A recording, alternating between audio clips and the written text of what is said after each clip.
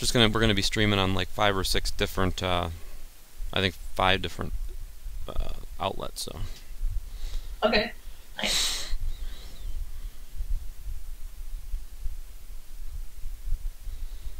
All right, we are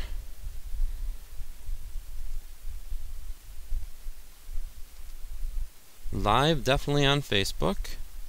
We are live on Periscope, it appears. We are live on YouTube. We are live on Twitch. We are live on Twitter. Good. We are live on all streaming networks finally. We're having some video problems. I'm not quite sure what's going on. We're just going to hone it up to our guest tonight, guys. If you could, thanks for tuning in. Please go ahead and give us a share. Give us as many shares and likes, and invite followers. Help us out, guys, with inviting followers, especially on Periscope. As you can see, our co-host is not here this evening. Dee Garcia is not here this evening, unfortunately. She is off down in Florida. Having a shooting for VidiSpace tonight for the Haunted.Space, the Ghost Box Chronicles. And she is going to be at, what did I say? Oh, Ginger's place. Yeah, tonight, live at 11 o'clock tonight. So I wanted to promote this for those guys. If you don't have anything, who has anything going on at 11 o'clock at night? Who would rather watch the news, really? I mean, go on to VidiSpace, vidi.live tonight at 11 o'clock tonight. Catch the Ghost Box Chronicles. This place, Ginger's place, it's pretty, it's known as probably Florida's one of the most 7 haunted locations. I did a little bit of reading on it. I don't want to give too much away. I'll leave that up to Chris Moon and Dee Garcia tonight. But it's on one of Jacksonville's oldest bars. And it was owned by Ginger Payson until her death in 2013. A lot of patrons see like silhouettes and shadow people, and people feel like they're touched. And there's a lot of eerie misfortunes prior to the building being owned by Ginger. So they're saying an old man died at the jukebox, and a lot of old shrimpers and boaters came in there, and but a lot of it's not been proven yet. And I think that's why I think Chris and Dee wanted to go down there so much. I don't know for sure, but usually they like to go to places with their ghost box and try to prove things and try to come up with answers. And you know, I'll leave it to them. You'll have to tune in, guys. 11 o'clock tonight. It is a working establishment, so that's probably why it's on later. It's going to be on tonight at 11 o'clock, tomorrow at 10 o'clock p.m. Go in and check it out. Vidi.live. You can rent the show, or you can rent. I think you can pay $9.99 and watch all the shows. There's tons of awesome shows on there. You can check out my show. There's just tons and tons of shows. Nick Groff tours on there. You can check that out. Go in and take a sample and see what you think. I think it's the next revolution of live TV. This is all live, all live. There's no cuts. There's no go back and change this. If you screw up, you screw up. This is the way it is. So it's pretty cool. What do you think about that, Sommer, our guest? What do you think about this live TV stuff? Not going on and making cuts and changing it. Yeah, I think it's awesome. It's certainly the most authentic experience you can get. There's no cutaways to reenactments and things like that. It's all in your face in real time. It's super awesome. I love it. That's the thing that I liked about it the most. For those that don't know, we have Summer Jones on our show tonight. I'm super excited to have her on. I met her in California when I was on the Nick Groff tour on the USS Hornet. She is a paranormal investigator by heart, and she also put together quite an awesome documentary, which I loved. Yes, No Goodbye. It's available on Amazon Prime right now. For all of you who doesn't have Amazon Prime, I mean, come on, you can go on and view it right now. I mean, it's a really cool kind of. We'll be talking about it on that. I really want to kind of take the perspective of not knowing anything about the Ouija board and kind of dig into all these different things that you did for this documentary. And I know you probably get this on every interview of anybody that's ever gone there. But have you found Zozo yet? And you have to give that silly laugh. Oh, we're old friends. Good old friends, you and Zozo. Yeah, sadly, Zozo and I never made contact, and that was definitely to my dismay. But I'm still looking for him. So, Nice. So you're still looking for Zozo. yeah, I know he's out there somewhere. I've heard people, having their own experiences. I didn't get there. Nice. So why don't you just kind of let everybody know a little bit about you? I mean, obviously you started off. I mean, I did read your bio. What kind of got you interested in the paranormal, and how did this all start off for you as a person, in general? Yeah, absolutely. So, I've been a big fan and interested in paranormal for quite a while, before Ghost Hunters was a thing, before Ghost Adventures was a thing. So, I'm sure you hear that all the time. It's like, oh, no, I'm an old school ghost hunter. But really, it started when I was like 14 or 15 years old. I had a paranormal experience, and, from there it was just, I was gung-ho. I was like, I'm going to read every weird book I can, find every haunted place I can, learn all about it. And then when I got older, I moved to the San Francisco area, and San Francisco is awesome. There's just tons of old buildings and things like that. And I came across the USS Hornet, which is where actually I met you and Nick Roth for his tour. It's a World War II aircraft carrier. I was just there as a visitor, and literally the first 20 minutes I was on that ship, I saw what I think was a ghost, for a lack of a better descriptor. But, it looked like a World War II sailor walk right by me. And this is during the day. So, from there, it was like ghost hunting on the mind 24/7. Started a paranormal team. I started getting involved in documentaries about the paranormal. So it was really just 24/7. Let's go and find out just exactly what I saw on both those occasions. Wow. Now, you have a paranormal team now in California. Yes, yeah, we're like the host team to the USS Hornet. So whenever folks visit out there, usually we're involved in doing paranormal tours and taking them aboard the ship. So whenever we have ghost hunting events or conferences, our team's heavily involved in sharing some of the history and a lot of our paranormal experiences aboard the ship. Very cool. So how many now, since you've started off, you said around 15 or 16, now how many different haunted locations have you been? Now, you've traveled across the country, right? Different places. Yeah, absolutely. I've been across the country. I've been overseas to quite a few places. So, it's definitely in the hundreds, I'd say. So, most places in the U.S., I've been there.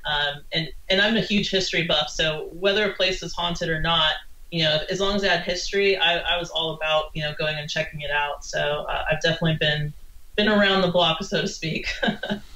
Now, have you had that experience? Have you had that paranormal experience that defines that unexplained thing that's happened to you, that you can tell everybody that, hey, wow, this unexplained thing happened to me, and now I need to just keep going?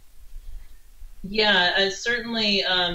My experience at the USS Hornet, for one, it wasn't just a one-time thing. I mean, it literally happens there, every few months when we're there. And then outside of California, I've been to a good friend of mine, Josh Hurd, has a place out there in Iowa, the Malvern Manor. Yeah. Which some of you guys probably know. I'm sure he's been on the show before. I'll be spending time with him this weekend. Cool.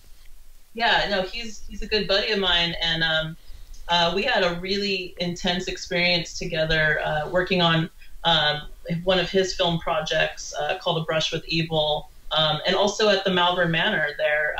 It was one of those things where we kind of showed up, we're loading in to the Malvern Manor, putting all our stuff down, and immediately we see a shadow figure walk right by us. I mean, it was just insane. So there's definitely been those times where I'm like, okay, this is not all in my head. I've got people with me. We're all seeing the same thing.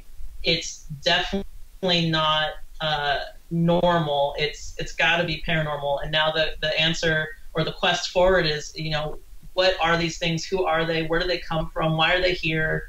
What do they need? What can I do to help them if there is anything I can do? So that's really the path forward right now.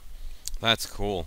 Now, is there any places on your list that you want to go to still that you haven't been to? Oh, I heard about this cool little place called Hinsdale House. I don't know if you've heard of Mm, it, yeah. but yeah, Spent a little time there in my days, you know. yeah, that's what I hear. A couple minutes here and there. No, I definitely would like to get out there. That is one of the places I have not been. So looking forward to trying to make that work sometime in the near future. And really, like I was just asked this recently, like, what's your paranormal bucket list? And really, the bucket list is mostly empty. I want to go places where I don't even know I want to go there. Like I want to go somewhere that you just find out of the blue, like someone's like, oh, hey, try this place, and it hasn't been on TV, and it Yeah. hasn't, made into a film, and that's kind of what I'm looking for, just that new spot that is untainted. Yeah, kind of like that untapped. Let's try to work with the energies here that haven't been worked with before, and see if we can maybe tap into something that hasn't been tapped into before. Yeah, exactly. I gotta imagine, there's literally billions of people that have passed away. Like, there's got to be more than just the top 10 haunted hotspots in America. There's got to be more than that, right? I would say so. I would say so. Now, okay, so you're on this quest, and you're doing this movie with Josh, right? Or did you get asked to go on an investigation with him? How did this all come about, where you decided to? If I recall, at the beginning of the documentary, you sat down in the middle of and I don't want to give away everything that's in the documentary either, because I want people to tune in and actually check this out. But you sat down in the middle of a what was it, a crucifix or something like that, with a Ouija, and your first instinct was to get a Ouija board out and start communicating, right? That was like... Yes, yes. Yeah, so it's really when I had known Josh a little bit prior to this, so he knew about me as an investigator and invited me to participate in his project. So his project was to go to this old church in Missouri, to go to this old church that he had an experience haunting at years ago when he was in college, and he wanted to go back and kind of have this resolution there. And he made a whole film about it called A Brush with Evil. Right. So he invited me to participate because one of the original cast members who was there with him in college, she said, no way, I'm never going back there. And he's like, well, I really need that female investigator presence and someone who's not going to be scared. So, of course, he thinks me. He picked the right one, huh? Right, and also I didn't know anything about it, so I had no fears really going into it, because nothing had bad had ever happened to me there, or anywhere else for that matter. But I get there, and of course there's this really sketchy looking. It was the symbol, like an eye, like the back of a dollar bill, like a pyramid with an eye on it, and then like a bunch of weird writing all around it in a circle. We had some folks look it up, and they said it was for a satanic ritual. And I said, oh, let's investigate starting there in that spot, sit on the ground around it. Oh, and let's put a Ouija board on top of it. Like, if something paranormal is going to happen, that would be the right... Sounds logical to me, yeah. Right? That's what they were looking for. They were looking for to stir things up, so to speak, to get things going for their project. And and so for me, that was the scariest thing I could think of to get it going. And unfortunately, nothing really happened. It was a pretty dull night.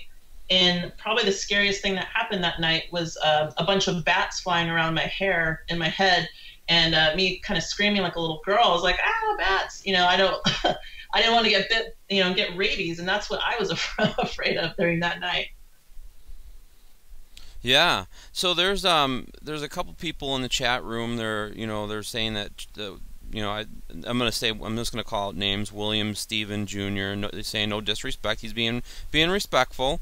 Saying he didn't know who you were, and he's saying that he shouldn't mess with Ouija boards. Where's the creepiest place that you've been with one? But there's that overall feeling that Ouija boards could potentially have that threshold to bring in evil. And I'd like to get your take on it. I mean, obviously, you did this whole documentary to see what happened, right? See what you could do and see what you could overturn or what you could bring in, right? See what type of experiences you could have experimenting many different ways. Yes, I mean that was really the whole purpose of the film is this reaction that don't mess with Ouija boards. They're you're gonna have bad luck or bad things happen to you or demons might come through, and I totally respect that opinion. But I just didn't have that view, and it's mostly because I never had any luck whatsoever with using Ouija boards. Like I never could get the planchette to work, no matter who I was talking to. If I was trying to talk to, my deceased relative or whoever, in these really like nice, inviting places, like in my living room or in a hotel or at a slumber party, like nothing bad ever happened to me. So that was the kind of purpose of the film is, in that moment with Josh and his film, the scariest thing I could think of was let's use a Ouija board on top of this satanic symbol. And then, why was that my first instinct? Like, why is that so scary? Because I've never had that connection. So, overall, I'd say, I think what it all boils down to with Ouija boards is your intention. If you want to get in there and start having a bad time with it, then chances are you're probably going to. And I think, besides what tools you're using, whether it's a Ouija board or, if you use dowsing rods or a ghost box or even collecting an EVP, I mean, it's all about, what energy are you putting into this? Right. If you're trying to talk to demons and have those reactions, maybe that's exactly what you'll get. And so, that's what I was really exploring in this film is like, how can I get this thing to work? Learning these different techniques and different ways of opening up the board and protections and things like that. And, that's really was the whole project, is to see if it could work for me. I really think you might be onto something there. And I mean, if you look back at history and you look back at like any type of like I'll even say it like demonic cases, and if you look at things that may have happened to people, I mean, you're letting your guard down. Things happen to people when you least expect it, or when you're maybe weak. Maybe somebody that's maybe going through some type of emotional problems. And, like you're saying, intent has a lot to do with it. So if you're in a situation where you're focusing on it, maybe using like your mind, where you're using like collective consciousness, and this is what you're wanting, this is what you're thinking, maybe you're going to get what you want, and if you go in thinking this is bullshit, this is crap, nothing's going to happen, and everybody sitting around the Ouija board is doing that, then maybe nothing's going to happen. Now, you're saying that the planchette's never moved for you, right?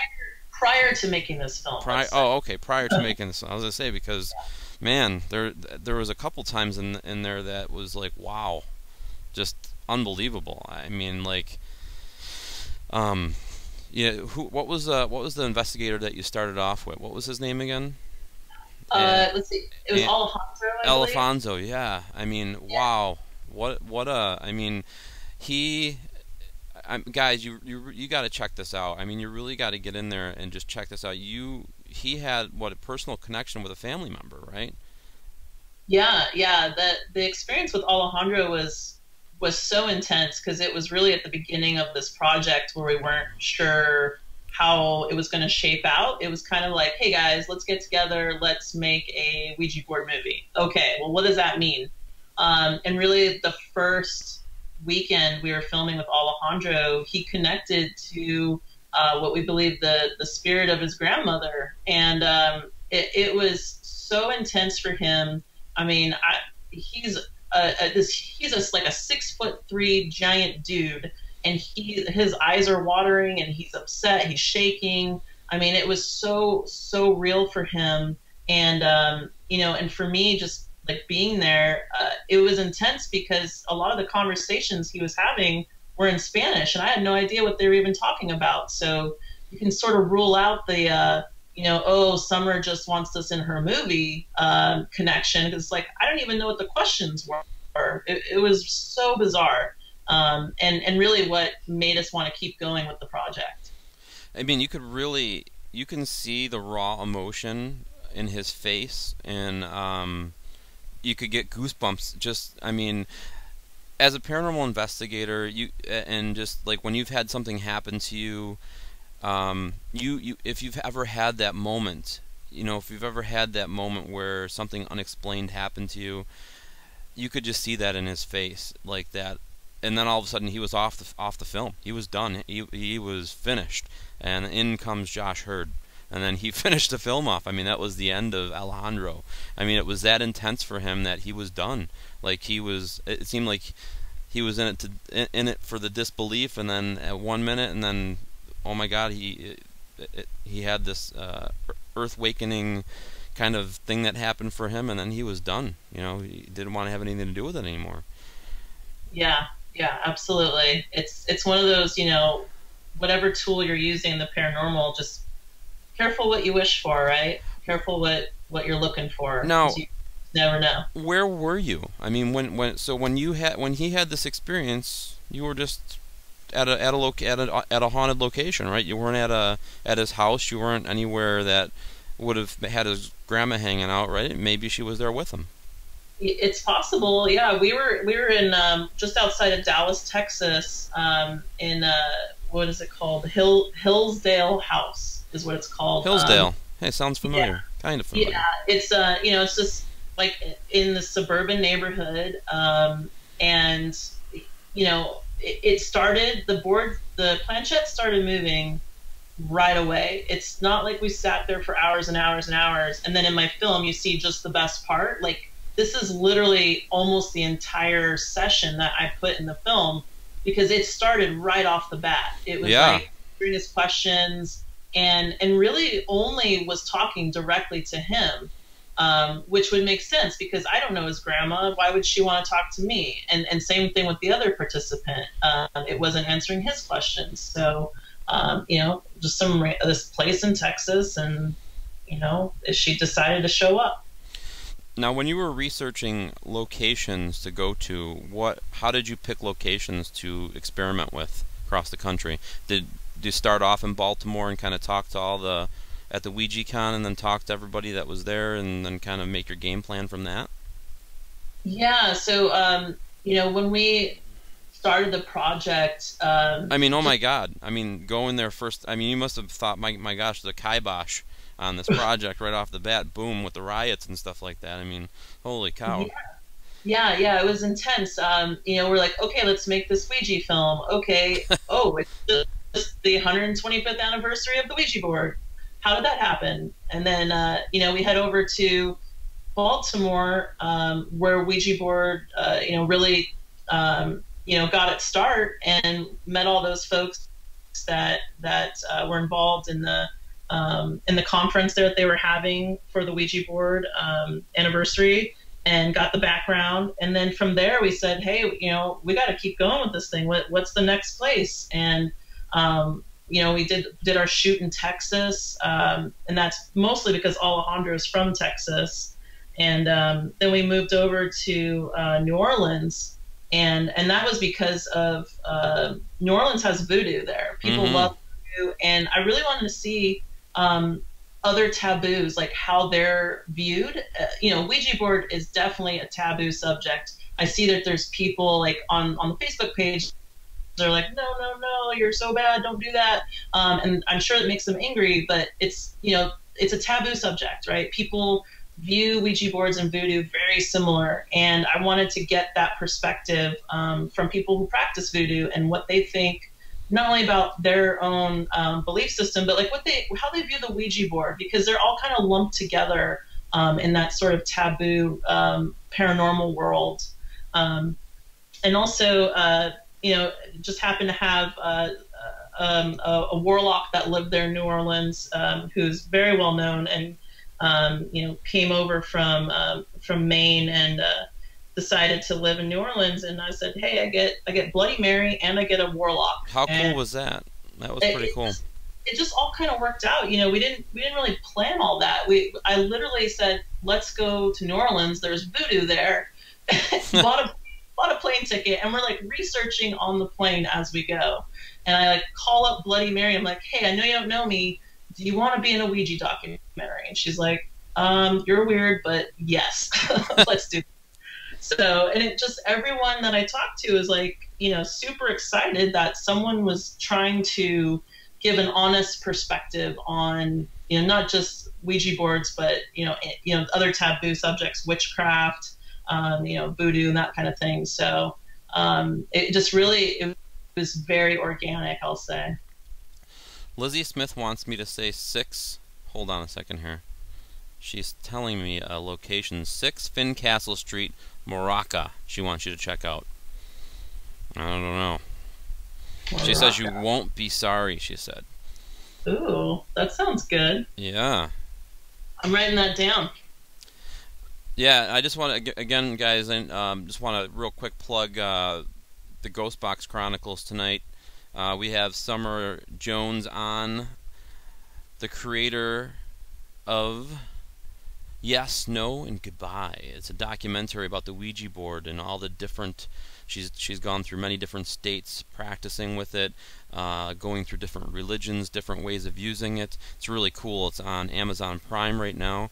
But tonight, the reason that Denise is not here enjoying this interview today is because they are down in Jacksonville, Florida, getting ready to film Ghostbox Chronicles tonight. It will be tonight at 11 o'clock on Vidi.live.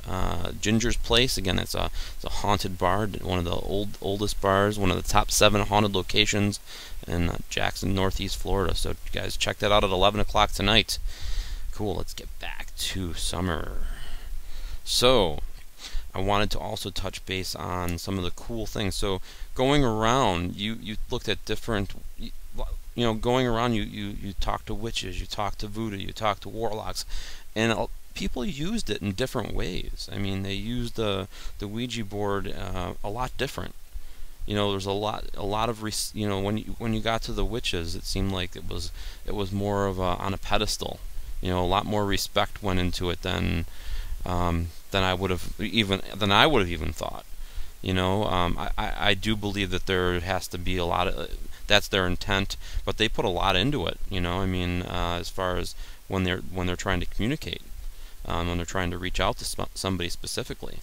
Tell me a little bit about the differences. I mean, there's a lot of different ways people do it, right? Yeah, definitely. With the witches in particular, it's a coven of witches we came across in eastern Texas, really at the edge of the Bible Belt. The fact that we found them at all was so random. I literally did like a Google search for for witchcraft, and their group came up, and so I was talking with them, and they were very excited to help us with this film. Because I went to them and I said, look, I've never had the board work. I've never had a positive or negative experience. Please show me how you would use it, and how do you get positive results. And so they did a full ritual where they open the board with good intentions. They've got their crystals, they've got their salt, they've got their water, they've got their candles, and they're really walking us through this whole ritual to open up the circle and open up ourselves to receiving messages from the other side, all in a protective environment. And that was really their way of using it. And they kept saying, look, we don't use Ouija boards very often. We've got other methods of trying to communicate with the other side, but when we do, this is how we do it. And just to start the Ouija board session probably took a good hour of them doing their ritual and feeling comfortable enough to be able to sit down next to it. And that was really a respect thing that they were trying to do, show the spirits they were respectful and to protect themselves as well. That's so cool.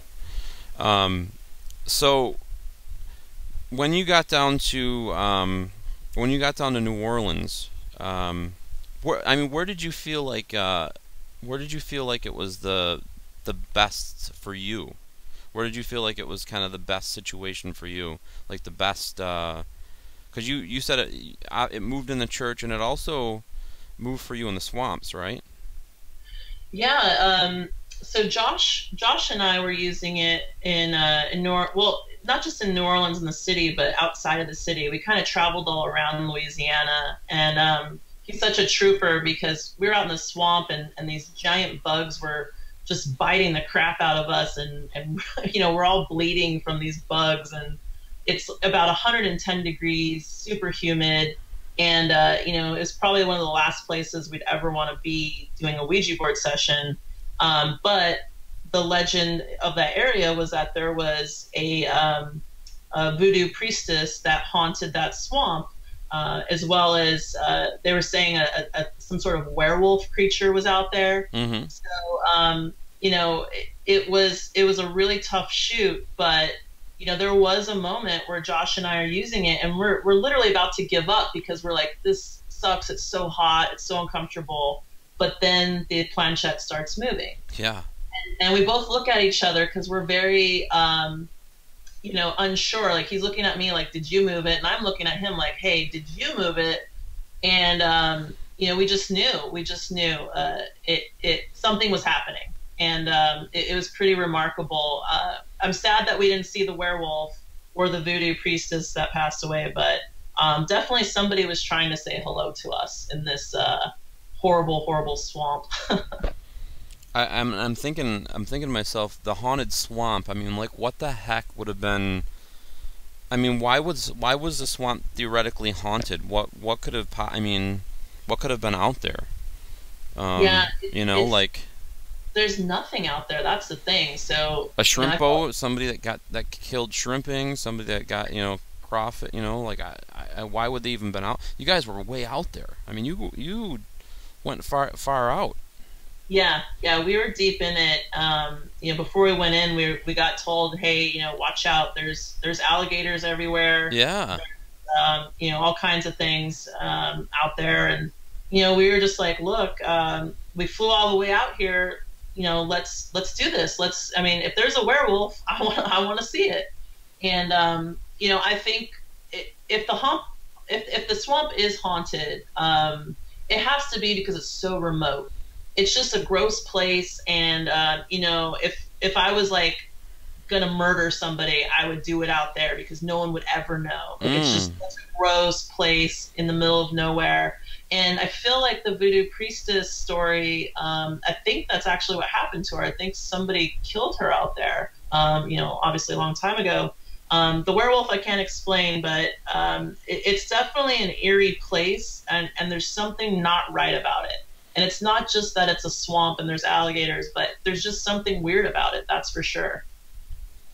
Yeah, now that you say that, that would have been a good place to kind of take somebody and just kill them and dump their body, Right, yeah, and the gator comes and eats it, and see you later. It just seems like a really just a messed up spot. Like, it's very bizarre and creepy, and probably has something to do with just how remote it is.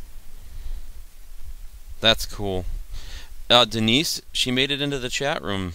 Denise, we've been promoting your show for you tonight, just so you know. We've popped it up twice and let everybody know on all the different floors, so everybody's going to be tuning in at 11 for Ghost Box Chronicles from Ginger's Place.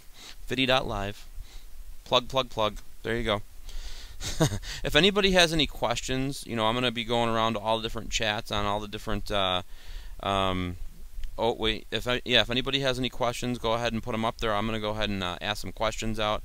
Have you ever had a bad experience with the Ouija board? Rosa Malberg, she's from Michigan, wants to know.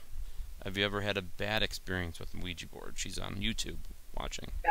Gotcha. I would say, personally, just me and the board, no. I never had a bad experience. I did feel like after my experience with Alejandro in Texas, I felt like something wasn't right, and so the board And this is not in the film, but it's kind of funny now I'm saying it out loud. So the board we used in that scene in Texas, I was too scared to take it home. So I actually went outside and put it underneath a construction cone, like an orange cone. I was like, this is going to live here. And if somebody wants it, cool, or they can throw it away. It doesn't matter. But it's not coming back with me in my suitcase. And everybody on set was like, good idea. Let's get rid of it. So that's, where that board went, I don't know. I did tape my business card to the back of it. So if that person ever wants to reach out to me, they have the opportunity. But I'd say that's the closest to a bad experience that I got. It was more of just a bad feeling. Cool. Dave on Twitter wanted to know if you collect them. Some of the people are like board enthusiasts, collect the boards. Are you a big collector, or is it just you just maybe have one or two? Yeah, I actually started collecting them primarily because of this project. I went out to Baltimore and met with the Talking Board Historical Society, and they've got a great museum of spirit boards, talking boards, Ouija boards, whatever you want to call them, and that really sparked my interest. So I have been trying to collect them, and they're just so, they can be really beautiful, and I really look at it as it's just a piece of Americana, like it's just a piece of art. And I've got them hanging in my house, and like I just bought the Stranger Things edition, and I just love them. So yeah, I'd say I'm not a mega collector. Like you won't see me with 1,000 of them, but I've definitely got a good collection going. Nice, nice. And then I got Kyle up in Canada. He says he wants to know what got you into the supernatural to begin with. Hey Kyle, yeah, I was, as a kid, just things would happen to me, and I feel like I would tell my family, and they would kind of, brush it off. And as a teenager, I'm pretty certain I saw a ghost, and from that moment on, it was like, okay, what was that? What did I see? And who are these other people out there in the world that have seen similar things? And then I discovered there's this great community, people like you guys that want to know more about paranormal stuff, and that's really, it just went from there. So it really started at a young age, and I don't know why that is. I don't know why I saw what I saw, but I know that it wasn't an alive person. It wasn't in my imagination. It was real, and so that's how I got into it. Cool. Now they're asking like about the rules of using, like, so if you were gonna say the novice, first time using a spirit board, what rules would you say? Like, how do you just start using a spirit board for the first time? Yeah, so actually, how do you play it's a game, right? So I mean, how do you play the game? Right, yeah. I mean, you can go into like Toys R Us if there's still any around, and go buy it.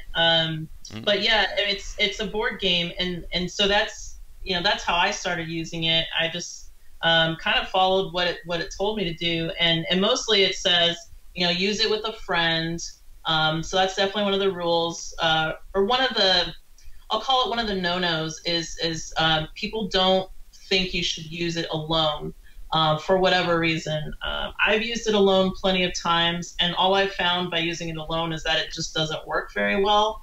So use it with a friend would be sort of the first rule. The second rule, I think, is, say hello, say goodbye. Just like being respectful, like if you're talking to a person right in front of you, you don't walk up to them and say, tell me your name. You say, hey, my name is so-and-so. What's your name? It's very cordial. So I'd say, being respectful, saying hello and goodbye is definitely another couple of the rules. And I think another rule I saw that somebody had said, because it had happened to them, was don't ever use it in a graveyard. And that rule I'm not real sure about. I've definitely used it in plenty of graveyards, and I've never had a bad experience. And don't take my word for it, but that seems to be one of the rules. And it could just be a respect thing, going into a graveyard and trying to wake someone up and say, hey, talk to me in this piece of cardboard. I don't know if that's super respectful, but it is one of the rules I've seen listed out there. Cool. So you've got to, I saw that you got to work with merch, right, for a little bit. What was it Yeah, like? What was it like working with him? I mean, he's kind of an interesting character. yeah. Bob Murch is basically the biggest collector of Ouija boards on the planet, and he's been all over television. He's got a show coming up on Vidi Space actually about Ouija boards, and uh, when I decided to do this project, he was the first person I reached out to, and he really mentored me throughout the whole process. Really, I would ask him questions. Tell me about the history. Tell me about this.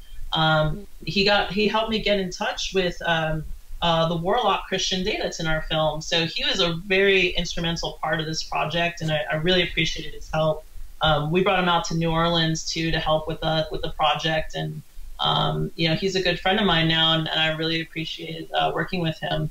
But yeah, anything you want to know about Ouija boards and like just the history of them in general, I mean, he knows so much. There's so much out there, so much information, and the history you see just on the internet, it doesn't even scratch the surface. I mean, there's so many things going on, family drama from the people that made the Ouija board and things like that, going back to the 1800s and before that. So he's a valuable resource, that's for sure. That's awesome.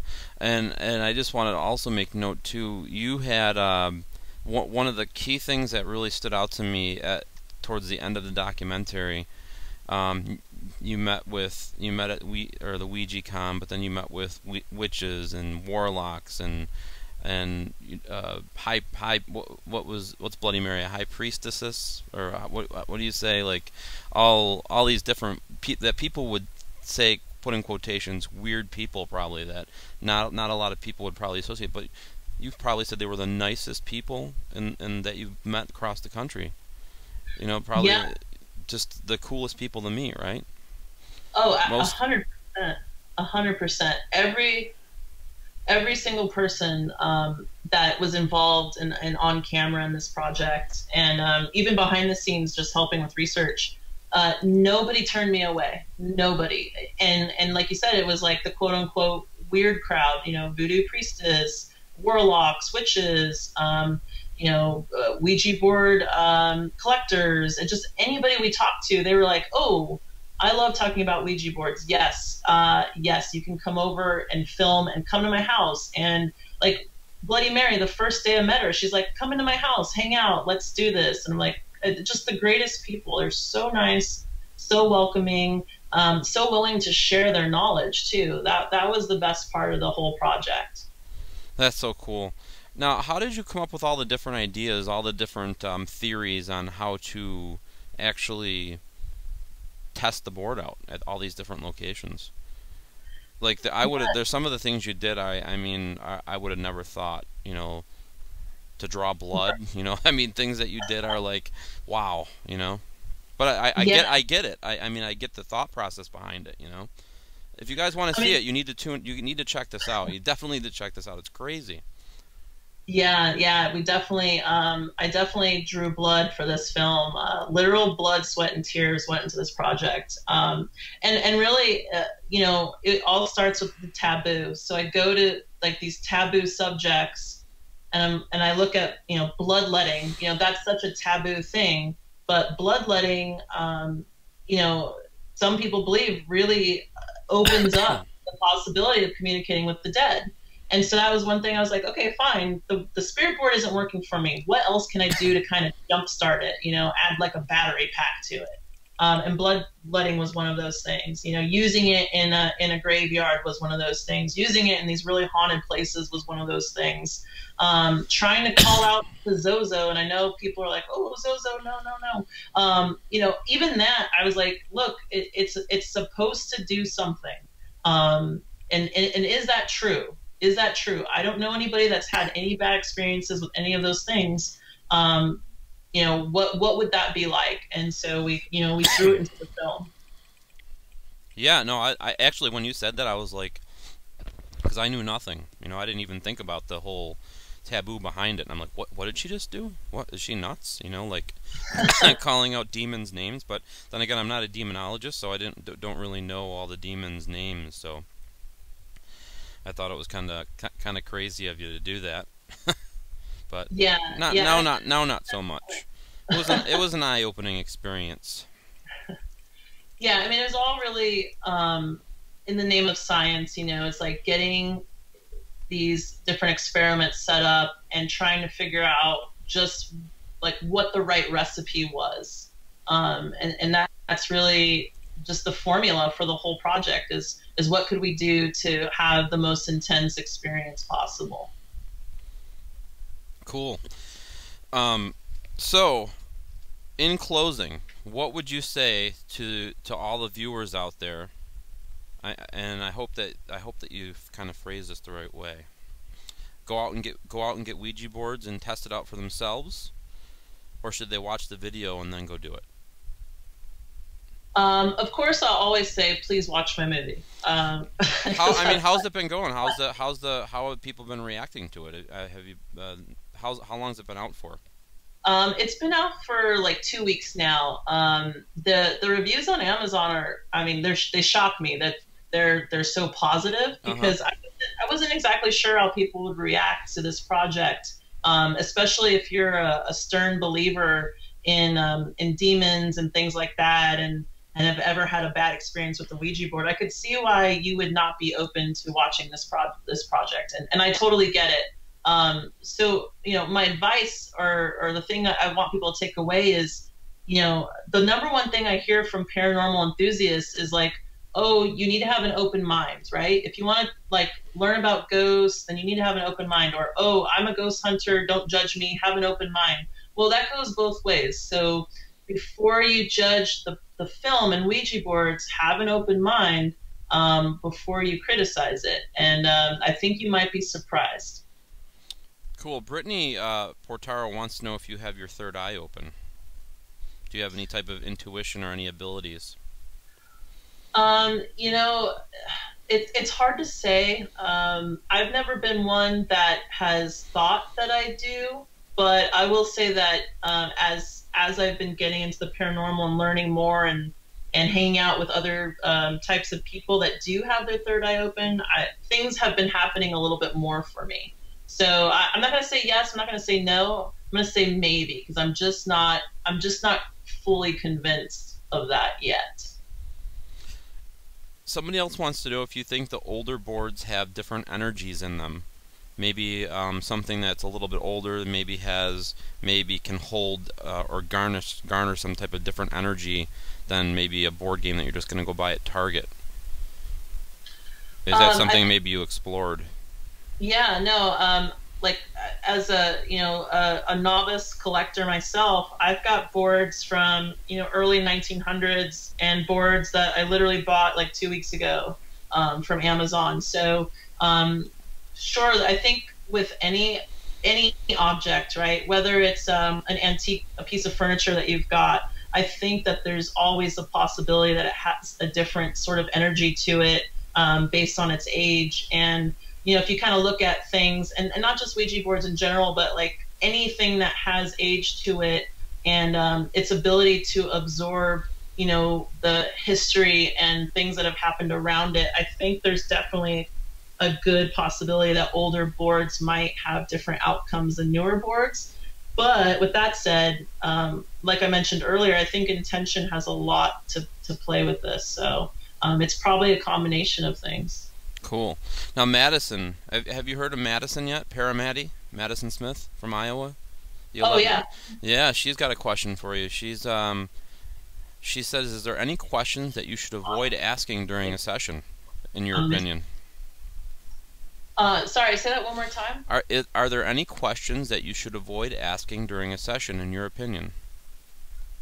I would say don't ask any questions that you don't want the answer to. Some folks would be very nervous to ask, when am I going to die? Is there a hell? Is the devil real? Things like that. Because you have to remember when you're using the board, you're not necessarily talking to a spirit on the other side that has good intentions. They could give you an answer that it maybe isn't true. And so for some people, it could be really traumatizing to ask a question like that and then get an answer that they're not expecting. And so I would say just, be cautious of what you're trying to get out of your experience with the Ouija board. Now, is the movie going to be available anywhere else besides Amazon? They're asking. Yeah, absolutely. It's on. Well, you can go to my website, talkingboardmovie.com, and there's a bunch of links to watch it. You can download it directly from that website. You can also find it on Vimeo, and it's also on Real House. So there's definitely a few outlets if Amazon's not your cup of tea. I'm going to pin that comment. I'm going to pin your website up here so people can get it. talkingboardmovie.com. There you go, guys. It's pinned up there for those on YouTube, talkingboardmovie.com. If you guys want to go get it from there, if you don't have Amazon Prime for some odd reason, you like to watch it or download it, you can do that. Very cool. All right. Well, I just want to thank you so much for taking the time out of your day. I know it's still early there in Cali. Probably. Yeah, no. But it was an awesome documentary that you did. Keep doing what you're doing, and thanks for coming on the show. And everybody in the chat saying what an interesting show it was. I think hopefully you'll get a bunch of new people going on and checking out the documentary. And obviously that's what we're here for. Try to get new people on there and watching it and checking it out. So. Thanks so much for coming on. It's been a pleasure, and hopefully future endeavors we'll be able to have you back on again, you know? Yeah, absolutely. I appreciate it. I appreciate everyone, chiming in and asking questions, awesome questions. And yes, I think there'll be a yes, no, goodbye too. So I'm sure we'll be talking soon, my friends. Yeah. Maybe you can do it at the Hinsdale. See what you come up with there. Oh, that would be incredible. I would love that. Yeah, it's been known to work very well there, and it's been known in the past stories of the 70s that the family lived there to have had poltergeist-like activity happen as it's been being used. So hey, you got the folklore and the stories to go along with it. So maybe you can try to recreate that. Yeah, absolutely. Sign me up. I'm in it. There you go. Well, guys, tune in next week. Phenomena Encountered will be back here again at 8:30 Eastern Standard Time. Phenomena Encountered on Paranormal Warehouse Facebook page. We're on YouTube, Twitter, Periscope, and Twitch. Have a good night, everybody, and we will see you again next week, 8:30 Eastern Standard Time. Bye-bye.